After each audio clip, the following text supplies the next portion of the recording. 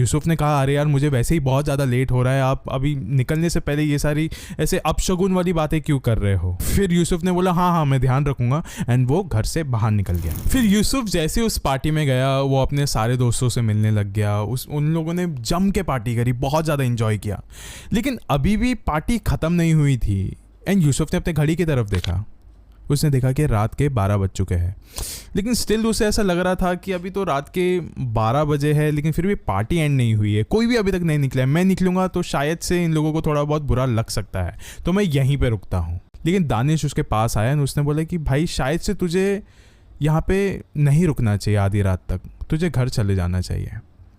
फिर यूसुफ को थोड़ा सा रूड लगा, उसने बोला कि ऐसा क्यों बोल रहा है। फिर दानिश ने यूसुफ को एक कहानी सुनाई। दानिश ने कहा कि यूसुफ तू जिस रास्ते से आया है ना मेरे घर के तरफ, उसके बीच में एक रास्ता आता है, एक ब्रिज आता है जिसका नाम है गौकेडल ब्रिज। तू जब अभी यहाँ से निकलेगा भी ना तभी भी तेको उस ब्रिज के जरिए ही जाना पड़ेगा। तो यूसुफ ने बोला ठीक है हाँ। तो फिर दानिश ने कहा कि जिस ब्रिज से तू अभी जाने वाला है गौकेडल ब्रिज, उसका एक बहुत पुराना इतिहास है, और वो इतिहास कुछ इस तरीके का है। वहाँ पे साल 1990 में 50 लोग मारे गए थे एक ही रात में, और ये भी बताया जाता है कि आज भी जब आधी रात में उस जगह से कोई भी गुजरता है तो फिर उस इंसान को, उस शख्स को उन प्रेत आत्माओं की आवाज़ें सुनाई देती है, वहाँ पे भटकते हुए दिखते हैं। ये सारी बातें सुनकर यूसुफ एकदम जोर का हंस पड़ा। उसे लगा अरे भाई क्या तू ये सारी मनगढ़ंत कहानियाँ मुझे सुना रहा है, मैं इतने सालों बाद आया हूँ तो फिर तू ऐसा क्यों स्वागत कर रहा है मेरा। फिर दानिश ने काफ़ी सीरियसली कहा कि ये कहानी सच्ची है मेरे दोस्त, ये कहानी घटती है, कई लोगों के साथ हुआ है ये सारी चीज़ें। फिर यूसुफ ने कहा भाई मेरे साथ होगी तब मैं देख लूँगा, अभी पार्टी एंजॉय करते हैं। फिर यूसुफ ने इस कहानी को मनगढ़ंत मान के इसको इग्नोर किया। एंड अब रात के 3 बज चुके थे, सब घर जा चुके थे। रात के 3 बजे यूसुफ अपने गाड़ी में बैठा, क्योंकि उस वक्त पार्टी में वहाँ पे कोई था ही नहीं, और वो वहाँ से निकला। यही जो उसके दोस्त दानिश ने बात कही थी वही घूम रही थी बार बार, कि शायद हो सकता है कि गौकेडल रोड में ऐसा कुछ हादसा हो सकता है उसके साथ। एंड अभी गौकेडल ये जो ब्रिज था वो आ ही रहा था अभी उसके नज़रों के सामने। एंड उसने देखा कि ब्रिज के कोने में एक छोटी बच्ची खड़ी है एंड वो रो रही है। फिर उसके बाद यूसुफ को थोड़ा लगा कि भाई ये क्या है, लाइक इतने आधी रात में 3 बज रहे यार, ये लड़की इतने सुनसान जगह पे एक ब्रिज पे खड़ी होकर रो क्यों रही है। फिर उसको लगा कि नहीं यार शायद हो सकता है कि ये कोई प्रेत आत्मा हो, लेकिन यूसुफ अपने उसूलों का एकदम पक्का था। उसको लग रहा था कि नहीं ये सारी कहानी मनगढ़ंत है, मैं इसकी मदद कर देता हूँ। वो बस सोच ही रहा था इसके बारे में कि वो अभी गाड़ी रोकेगा। लेकिन गाइस आप सबको पता है कि आधी रात में जब 3 बज रहे हो, रास्ते में सुनसान है, वीराना है, अंधेरा है, और आपको वहाँ पे जब कोई मिल जाता है, किसी से मुलाकात हो जाती है, तो इंसान है या कोई प्रेत आत्मा, उसका कोई भी चांस नहीं होता है। अब यूसुफ ने अपना एक पक्का फैसला कर लिया था कि उसको अभी अपनी गाड़ी रोक देनी थी। उसने वो गाड़ी को रोक दिया। जैसे ही उसने गाड़ी रोका तो वो जो बच्ची की आवाज़ आ रही थी रोने की, वो अचानक से बंद हो गई। एंड उसे ना महसूस हो रहा था कि कोई तो अभी ना उसके गाड़ी की तरफ तो आ रहा है। कदमों की आवाज़ आ रही थी उसे। उसने अपने विंडो की तरफ देखा तो उसे एक चीज़ महसूस हो रही थी कि कोई तो उसके शीशे की तरफ बढ़ रहा है। उसने जैसे ही विंडो को नीचे किया, उसके आंखों के सामने एक छोटी सी बच्ची खड़ी थी। फिर यूसुफ गाड़ी से बाहर उतरा एंड उसने उस लड़की के पास जाके पूछा कि आप रो क्यों रहे थे जब से। फिर उस बच्ची ने कहा कि मेरे मॉम डैड मुझे नहीं मिल रहे हैं, मैं बहुत समय से उन्हें ढूंढ रही हूँ, लेकिन उनकी आवाज़ मुझे ज़रूर आती रहती है, वो मुझे आवाज़ ज़रूर लगाते रहते हैं। फिर यूसुफ ने कहा कि आवाज़ कहाँ से आती है आपको, जरा मुझे वो बताओगे। फिर उस लड़की ने एक तालाब की तरफ अपनी उंगली का इशारा किया जो कि उस ब्रिज को लग के ही था। यूसुफ और वो बच्ची उस तालाब की तरफ गए एंड देखा तो उस तालाब के ऊपर 2 लोगों की डेड बॉडीज तैर रही थी। उन 2 डेड बॉडीज को तैरते हुए देखकर यूसुफ बहुत ही ज़्यादा शॉक हो गया, तो उसकी आंखें बड़ी हो गई थी एंड वो जल्दी से जल्दी वो उस तालाब के अंदर कूदने जा रहा था कि तभी उस लड़की ने यूसुफ को बोला कि इन दोनों को तो आप बचा लोगे, लेकिन बाकियों का क्या। फिर यूसुफ ने बोला आपका मतलब। फिर उस लड़की ने उस तालाब के ऊपर इशारा किया। यूसुफ ने जब उस तालाब के ऊपर देखा तो देखा कि अभी वहां पे 2 डेड बॉडीज नहीं है, कम से कम 40 से 50 डेड बॉडीज तैर रही थी। यूसुफ बहुत ही ज़्यादा शॉक्ड हो गया था।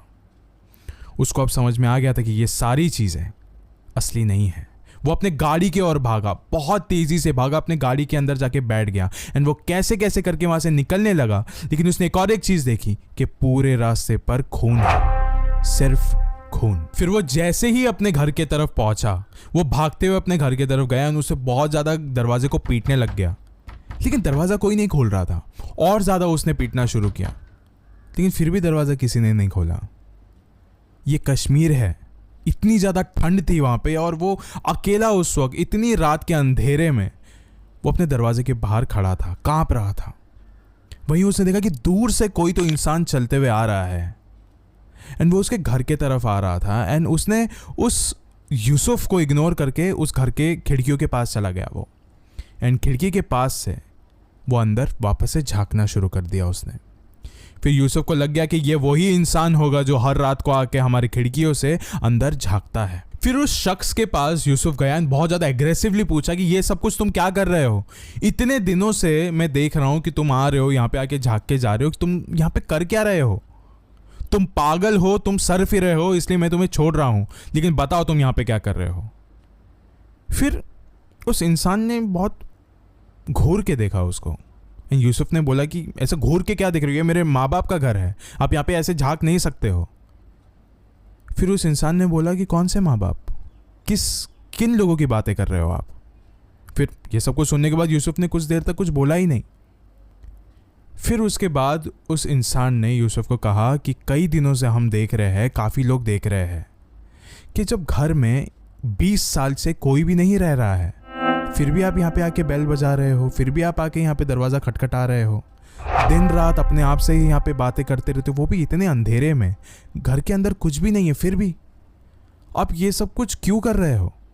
इसी कुछ रीज़न के वजह से, इसी कुछ फिक्र के वजह से जो यहाँ के मोहल्ले वाले हैं वो डर के मारे उन्होंने मुझे ये वाली बात कही है कि आप यहाँ पे आके निगरानी रखो कि आपको कुछ हो ना जाए। आप ये सारी चीज़ें क्या कर रहे हो, इसके लिए मैं आपके घर में झांक रहा था। ये सब बातें सुनने के बाद यूसुफ ने बस इतना ही कहा कि आप झूठ बोल रहे हो, ऐसा नहीं हो सकता। फिर उस आदमी ने यूसुफ को एक जगह पे शांति से बिठाया और कहा कि शायद से आप 20 साल से यहाँ पे नहीं हो, इसलिए आप इन बातों से अनजान हो। उस आदमी ने कहा कि आज से 20 साल पहले आप एक प्रोटेस्ट का हिस्सा थे यहाँ पे कश्मीर में, एंड उस प्रोटेस्ट में 50 से 100 लोगों की मौत हुई थी। सब लोगों को गोलियों से छन्नी कर दिया था और सब लोगों की मौत हो गई थी उस समय। एंड बताया जाता है कि उस जगह पे गौ केडल ब्रिज पर आज भी उन लोगों की प्रेत आत्माएं भटकती है, रोती है, चीखती है, चिल्लाती है, मदद मांगती है। एंड कोई भी अगर उनकी पुकार सुन लेता है तो फिर उनको बहुत ज़्यादा घिनौनी चीज़ें सुननी पड़ती है, बहुत ही घिनौनी चीज़ें देखनी पड़ती है। और जहाँ तक बात रही है आपके माँ बाप की, तो आप जिनसे इतने समय से बात कर रहे हो वो शायद से आपके माँ बाप ही है, लेकिन वो जिंदा नहीं है, उनकी आत्माएं हैं जिससे आप बात कर रहे हो, एंड वो और भी ज़्यादा जीवित महसूस कर रहे हैं आपसे मिलने के बाद। लेकिन एक बात का आप ध्यान रखो और एक बात कान खोल के सुन लो कि आपके आसपास आपको जो भी दिख रहा है, जो भी आपको लोग दिख रहे हैं, वो जिंदा नहीं है। यूसुफ ये सारी कॉन्वर्सेशन के दौरान सारे लिंक्स और डॉट्स को जोड़ने में लग गया था। उसको ऐसा लग रहा था कि वो इंसान गलत है, यूसुफ उस इंसान को गलत प्रूफ करने के पीछे ही पड़ा हुआ था। लेकिन ऐसा कुछ हो ही नहीं रहा था, क्योंकि ये सारी बातें सच थी। जो भी उस इंसान ने बातें कही थी, हर एक बात एकदम सच थी। यूसुफ ये सारी बातों को एक बुरा सपना समझ के भूल जाना चाहता था, लेकिन उसके माँ बाप को खोने का दुख वो बिल्कुल भी सहन नहीं कर पा रहा था।